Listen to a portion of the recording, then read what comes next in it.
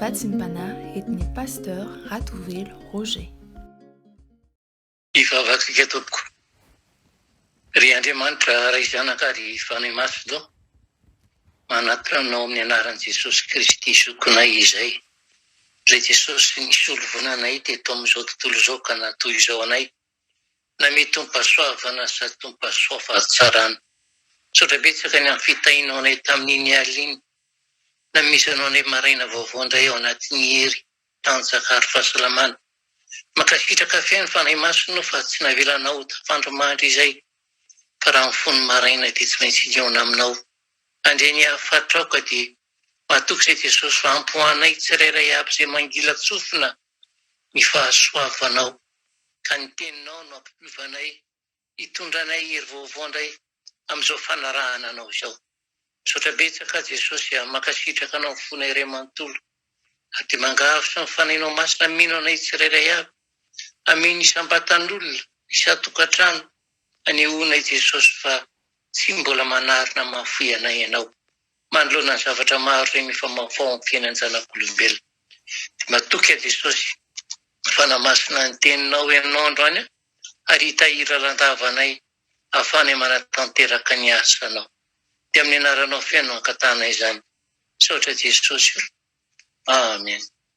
Dia ampitombona aminareo mandrakariva rery avy raha ny fahasoavana mampiadanana. Avy amin'Andriamanitra ray sy Jesosy Kristy tompontsika, ary ny fahasoavana eo amintsika isan'andro. Ny bokin'ny Daniela toko 5:4 ka hatramin'ny 7:20 no vatsiny ny tompo antsika izao maraina zao. Daniela toko 5:4 ka hatramin'ny 7:20. Rehefa hita teo vakiko amin'ny anaran'i Jesosy.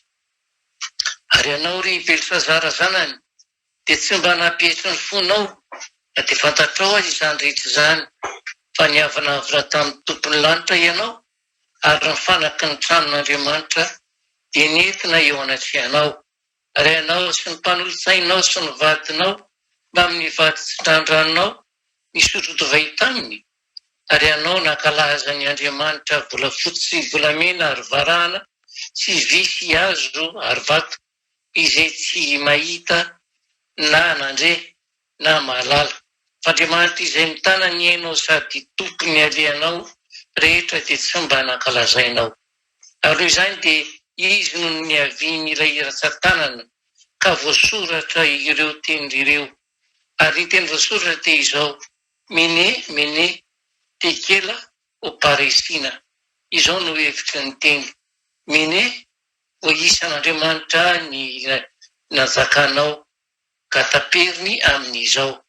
Tekela, efa voalanja tamin'ny nozana ianao ka indro latsa-danja. Paresa, zarazarainy ny fanjakanao ka omena ho an'ny Mediana sy ny Persiana. Amen. Tamin'ilay alina manatantara izay nianjaran'ny Babilôna teo ambanin'ny fanapahan'ny Persiana ry havana, no nitranga izao toe-javatra izao raha niomana ny ambabo ny tanàna tokoa mantsy iretsy farany. Ny mpanjaka Belisazara kosa nanao lanonana be niaraka tamin'ireo tandapa sy ireo vadikeliny. Tampoka teo anefa dia ana izy fa natazana ratsan-tanana teo amin'ny rindrina. Ratsan-tanana izay nanoratra teny efatra izay nanjavona avy teo. Ireo teny efatra ireo izay Daniela olon-kendry ihany no mahafantatra sy afaka nanambarany heviny, dia ampy tamin'Andriamanitra ny hamaritana ny anjara voatendry ho amin'ny Babilôna sy ny mpanjakany. Voisa, voalanja, voazara, izany hoe voafetra dia voafetra ny isan'andro ny ainan'ilay mpanjaka mahery. Nolanjaina tamin'ny zanan'Andriamanitra tokoa mantsy ny fiaim-piainan'ity mpanjaka ity ka indro fa tsy ampilanja, ary efa ilatsaka eo am-pelantanany hafa ny fanjakany. Ary tamin'iny aliny dia tanteraka tokoa ny didim-pitsaran'Andriamanitra. Voalanja ka hita fa maivana loatra. Manambara amintsika izany ry havana fa manana mizana andanjana ny asa sy ny teny ary ny eritreritsika Andriamanitra. Ary izay no tena mampatahotra ry havana satria toa manambara izany fa tsy fanifetsiko rehetra ary ao anatiko izay fisainako dia mipetraka eo ambonin'ilay lamozanan'Andriamanitra avokoa. Ary izay ry havana no isotoa manansaitsika rehetra hoe aoka isika tsy hevitra fa ny fahazotoantsika amin'ny asan'Andriamanitra, fahazotoana izay manafina fireriana, fiatsaram-belatsia, na ihany koa ny hatsaran'ny fifandraisana amin'ny hafa, na ny asa vitantsika amin'ny ankapobeny no mampisy lanja antsika. Na dia ny olombelona rehetra mitambatra aza no ranjaina amin'ny mizana dia izao maivana ary dia zava-poana mihitsy, araka ny volazan'ny mpanao salamo hoe zava-poana tokoa ny ambany ary lainga ny ambony. Raha atao amin'izany izy dia maivana, zava-poana mihitsy izy. Ary eto hita ny mpanao salamo fa tena tsy misy dikany tokoa ny raha olombelona manoloana an'ilay tsy toa, fa tsy misy na inona na inona eo anatsiantsika na eo amin'ny namantsika mahafa-po amin'ny fitsaran'Andriamanitra. Raha izany rehetra izany ary no jerena saintsaina dia hoe moa ve izany tsy misy avitra mihitsy ny olombelona rehetra rehefa tonga ilay fotoana ilanjanantsika eo amin'ilay mizana tsy mandainga? Ary moa ve tsy azo soroina velivelo ny fanamelohana? Ary inona no mety hanoerana ny lanja mavesatra ny fahotantsika? Misy dia misy tokoa ry havana ilay fahasoavana mandrakizay, ilay fahamarinana, ilay fahazavana izay tonga an'efitra izay tamina ny loran'ny tena nofaty teo amin'ny hazo fijaliana. Ary ny faniketsika ny lanjana izany asa-panavotana izany amin'ny alalan'ny finoana tanteraka tsy misy fiambambana no akasitra an'Andriamanitra antsika sy hananarany antsika tanteraka noho ny fahatanterahan'ilay mpanavitra. Ary izay ry havana noezana amintsika hoe aokare isika tsy homenatra amin'ny hazo fijaliana. Tsaroantsika tsara ny tantara Simona Kiriana raha vao niverina avy tany an-tsary rehefa vita ny asa nataony vao maraina. Avy any an-tany hafa mantsy ny fiaviany ka dia tsy tafaraka tamin'ny vahoaka izay nivorivory vao maraina ny antsoantso ny hamononan Jesosy sy hampijaliana azy izy. Noho indreo tazany manaraka aorinan Jesosy ireo vavy masina tazany toa mitomany. Raha ny eritreritry Simona mako dia ny andalo fotsiny na hitazana fotsiny ka tsy voaroiroy amin'izay zava-mitranga. Tsy izany anefa no miseho fa noterena hitondra ny hazo fijalian Jesosy izy. Ary dia nanao ahoana re ny fihetseham-pony?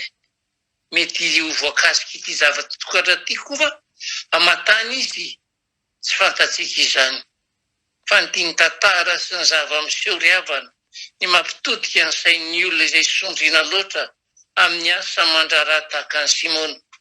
Betsaka tokoa mantsy isika izay toa variana amin'ny fitadiavana, toa milaza matetika fa tsy manam-potoana, tsy afaka mampetra ny mpanompor'Andriamanitra izara ny afa-tsy ny lanitra, ary dia mihevitra fa tsy mankasitraka azy loatra raha tanteraka ny filajalian'i Jesosy. Mihevitra ny tantara fa efa nivaliny izany ary dia tsy misy idirana dia kely akory azy. Fa na izao foana sy ny ankonako foana no ao an-tsainy tsirairay aby. Diso hevitra nefa isika ry havana, tandremy fa zava-doza ny tsy miraharaha manoloana ny hazo fijaliana. Ny mamparelo anefa dia izao tontolo izao no toa tsy miraharaha izany akory. Ary raha ny tena marina dia Jesosy mihitsy no tsy raharaha iny. Ry hava maralo ny tompo, Jesosy tena mihitsy ary no mitaona antsika ankehy tsirairay avy hitondra ny hazo fijaliana ka naraka azy. Ary izay no tena lalàna fanindrisena araka ny voalaza amin'ny Romanina 8:7 hoe raha zanaka dia mpandova, eny sady mpandova an'Andriamanitra no mpiray lova amin'ny Kristy koa. Ko raha miara-miaritra aminy isika mba hiara-manam-boninahitra aminy koa. Satria na dia teo aza ny zava-mitranga dia Jesosy nandresy teo amin'ny hazo fijaliana. Ko andeha ary isika naraka azy ao arinany ka tsy homenatra ny hazo fijaliany ary dia mino ry havana fa tsy ho may vandanja ianao manoloana an'Andriamanitra. Amen. ivavaksika tompo. Makasitraka feny Jesosy malalany amin'ny fitahinao ny mpanompono indray afaka nahatanteraka ny anjara fanompono. Misaotra betsaka Jesosy ny amin'ny hery omenao anay tsirairay aby ahafahana mbola hitondra ilay azo fijaliana. Fa raha miaraka aminao izay dia ho maivana izany ary tsy maintsy mivoaka mpandresy satria ilay mpandresinay no efa hitaridalana anay. Dia misaotra betsaka Jesosy sy makasitraka fanahy masina ary dia mametraka ny tsirairay eo am-pelatananao ho fenonoa ny fahasoavanao sy ny fahatsaranao.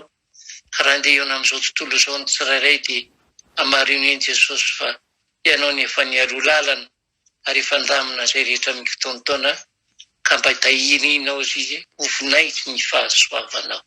Misaotra betsaka Jesosy aho. Raisao nitsodrano, hita ianao ny Jehovah ka hiaro anao. Hampamiraperitra ny tavany aminao Jehovah ka mindra fo aminao.